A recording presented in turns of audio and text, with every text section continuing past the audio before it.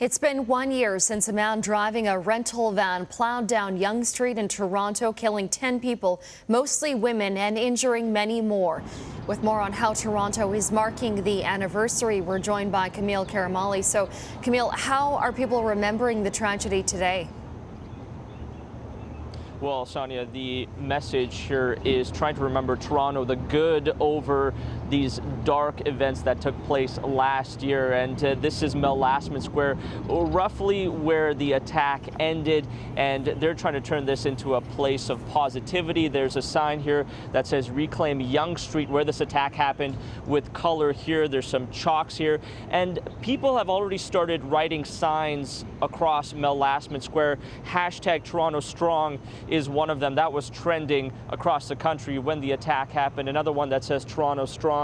Reclaim Yonge over here.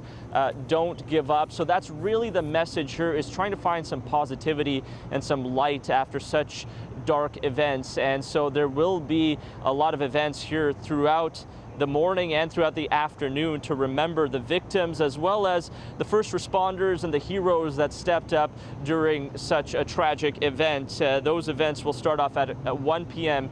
Here at Mel Lastman Square, as well as Olive Square, which is about a 10-minute walk from here where the van attack began. And there'll be politicians here, but there will also be family members of the victims, the heroes that stepped up, the paramedics, the firefighters, and the average everyday Torontonians who decided to help when it mattered the most. Everybody here is going to remember that tragic event and the positivity, and trying to remember the positivity that came out of it. Have a listen. I think about the Toronto van attack every day. There is not a day I don't go by without thinking of it. I think about the families, the victims, everybody in the city of Toronto and beyond that have been affected. When you're tested with a terrible thing like this, and you see how resilient and how together this city is, and how the community did lead in the the healing that's still going on, I think it makes you think even better of Toronto than you already did. And Kamil, you mentioned some of the good coming out of this attack with people coming together. What are we learning about the Toronto Strong Fund?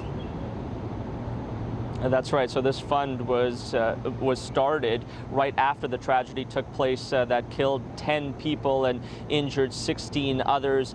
So people wanted to raise money for the victims' families as well as the injured. And so that, a year after that tragic event, Sonia, raised $3.5 million. Now, speaking of good and positivity coming out from such tragic events, 25% of the recipients of that fund decided to give the money back, and we're saying, look, there's other people that need this money more than I do. So a lot of positivity coming out of this tragic event, and that is going to be the focus of the memorial here today.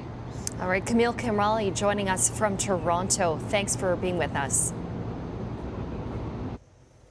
Coming up, the North Vancouver edition of